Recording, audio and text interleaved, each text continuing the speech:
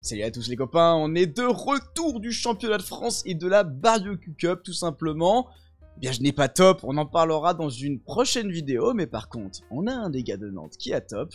Un tonnerre d'applaudissements pour Julien. Et donc salut Julien, tu nous reviens tout droit et bien de ce CDF avec ce top 32. Eh bien déjà, c'est quoi ton ressenti à l'issue de ce tournoi? Salut à tous. Bah, tournoi incroyable, top 32. C'est vraiment fou, ça fait trop plaisir. Est-ce que tu t'attendais à se faire ce résultat en fait? Mon objectif c'est de faire jour 2, pas forcément le top, encore moins top 32, mais ça fait plaisir de voir que on évolue quoi, c'est cool. Bah ouais, c'est bien. En plus t'es venu avec des camarades de ta team, les Atlantic Dragons.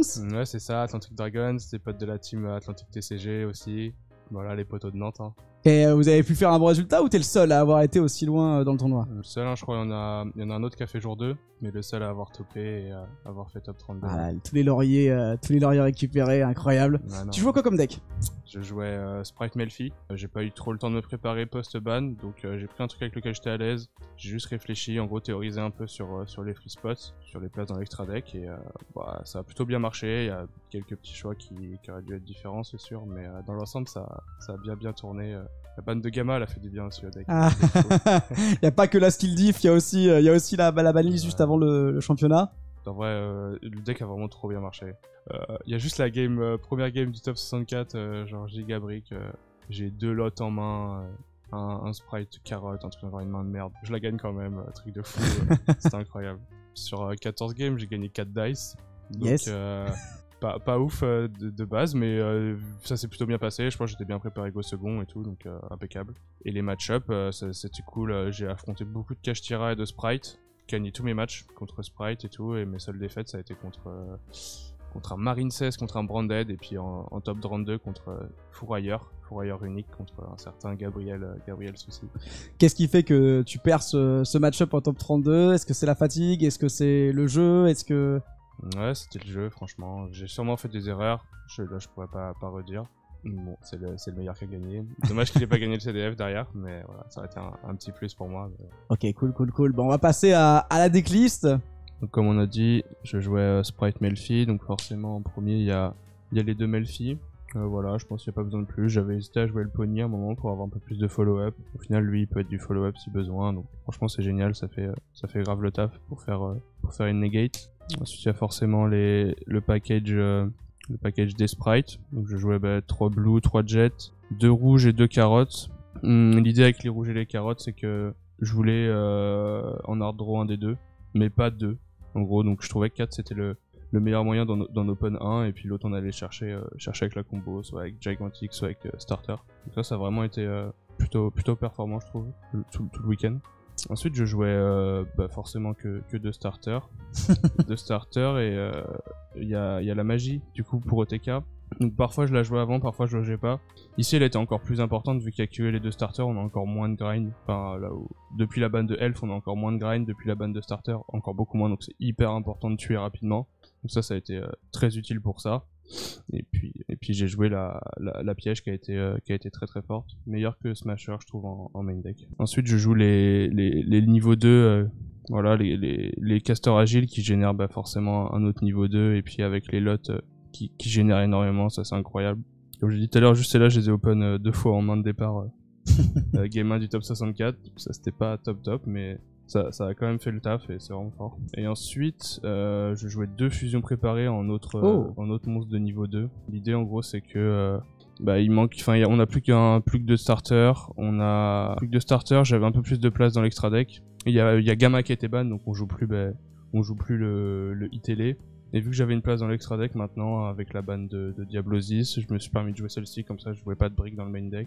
Et l'idée à 2 en gros c'est que c'est 2 starters, 2 fusions préparées et 2 Fenrir après qu'on verra plus tard.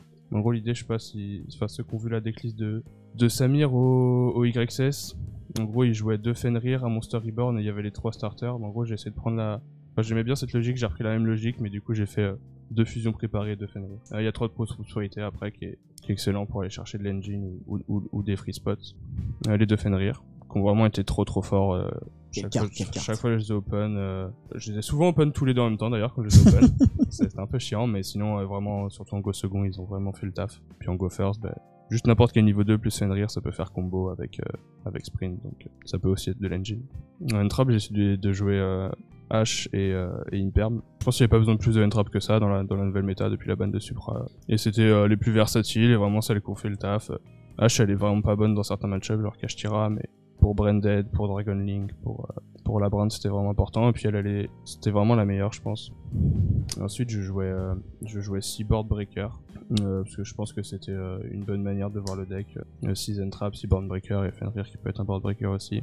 C'était surtout lui que je voulais jouer, Dark Ruler, pour tout ce qui est sprite, pour gérer la ban de Rise Art. Evenly pareil, pour tout ce qui est sprite, pour tout ce qui est les versions runiques, elle était bien. Elle était un peu moins bien contre... toute seule, elle est moins bien contre Kashtira. Mais l'idée c'est que quand je l'open elle, en Go second, je peux l'open aussi avec Dark Ruler, je peux l'open avec Imperm, je peux l'open avec Fenrir, ou je peux avoir un pot qui va me chercher une de ces cartes là. Donc elle va gérer aussi le Rise Art derrière.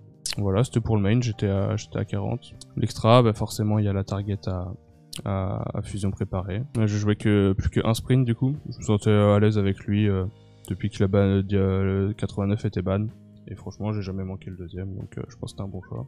Ensuite j'ai joué Dieu Gigantic, ça c'est classique, c'est bien pour le grind, c'est bien pour Go First. Il y a le Mankasha qui peut dans certains cas être un troisième Gigantic, et qui la plupart du temps est juste une autre carte différente et vraiment incroyable. Vraiment incroyable, et même quand tu go first contre Kashtira, c'est une des meilleures cartes. Quand tu reborn le shifter, ça c'est vraiment une combo incroyable. L'Exis Melfi qui va chercher les petits Melfi dont t'as besoin, qui peut negate. Et du coup souvent moi la seule synchro que je fais c'est celle-ci. J'ai jamais eu besoin de celle qui bounce, en général si t'as besoin de bounce t'as déjà Sprint qui le fait, et elle est juste bien plus forte. Une petite toolbox Nightmare, elle a fait le taf. J'en ai pas eu besoin souvent, mais comme je dis, c'est une toolbox, quoi. Ensuite, il y a la toolbox Xyz. Lui, dans l'idée, c'est faire Zeus et OTK. Je crois que j'ai pas sorti du week-end. Peut-être pour faire un Zeus, mais il y avait d'autres cartes qui permettaient de le faire. Peut-être une place qui se libère. Onibimaru, il a été très très utile par contre, parce que c'est bien connu. Mis à part Zeus, il y a pas trop de cartes pour clear le board avec Sprite. Donc lui, il a vraiment fait le taf. Lui et Santoria, que je jouais pas beaucoup avant, mais là j'ai décidé de jouer à ça parce que ça me permettait de gérer un monstre, de faire Zeus, il était hyper versatile. J'aimais bien le fait aussi qu'il puisse renvoyer Mirror Jade à l'extra deck, ça évitait de faire proc son effet, donc plutôt utile celui-ci. Et puis dernière carte c'était Cephadana et Zeus que j'ai gardé à 2 parce que ça c'était vraiment une carte que je trouvais utile contre Kashtira que je voulais avoir. Donc le meilleur niveau 2. Il m'a bien porté bonheur tout le week-end, il était là sur mon épaule, mon petit esprit de duel à me donner des conseils incroyables. Sinon sans rire il y a eu lui forcément. Le time. Voilà pour le time. Alors j'avais décidé de jouer Belle pour Labyrinthe, en théorie pour Branded aussi.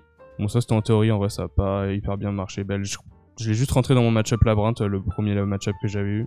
Je l'ai même pas touché, donc je pense que ça aurait dû être un shifter ou une carte impactante comme ça à la place. Ensuite j'ai joué Harpie, Feather Duster, les Orages Foudroyants. J'avais joué un Cyclone aussi. J'avais un Smasher aussi qui peut soit gérer des backrows, soit gérer des gros monstres. Ensuite j'avais Kurikara.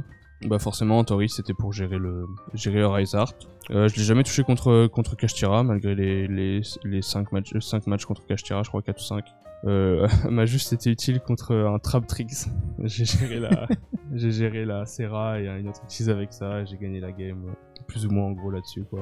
Donc voilà. Mais sinon ouais je pense elle est vraiment bien parce qu'elle peut vraiment faire peur une fois qu'elle sort quoi, et elle te redonne l'avantage. Quand j'ai géré les Trap Tricks, j'ai respect Pancatops après ton cimetière et tout, donc ça met 2 énormes menaces, c'est fou.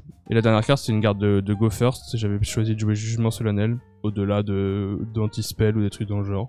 Ça a été un bon choix pour moi, parce que je la trouvais, elle était plus versatile au final. Elle m'a permis, contre le labyrinthe, je sais qu'elle m'a permis de dégager un skill drain, qui m'aurait fait perdre sinon je pense. Ou elle était plus versatile sur le fait qu'elle pouvait negate des spé aussi ou des trucs dans le genre, donc je regrette pas le choix.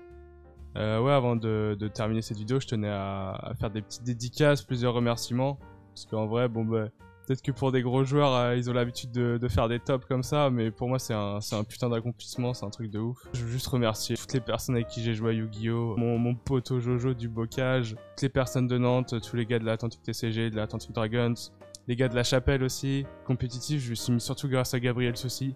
Voilà, c'était un petit honneur de perdre contre toi en top, et franchement merci à tout le monde, c'est trop cool. J'espère que vous aurez adoré ce deck profile. On retrouvera Julien, et bien dès l'instant, il fera des nouveaux tops. Tout simplement. Moi, je vous dis à la prochaine, et bien sur Twitch et sur YouTube pour une nouvelle vidéo. J'attends un maximum de pouces bleus pour Julien. Et bien sûr, mettez des petits commentaires. Dites-moi ce que vous avez pensé de sa decklist. Bon, c'est pour le référencement, j'avoue tout. Alors allez, sur ce les amis, je vous dis ciao.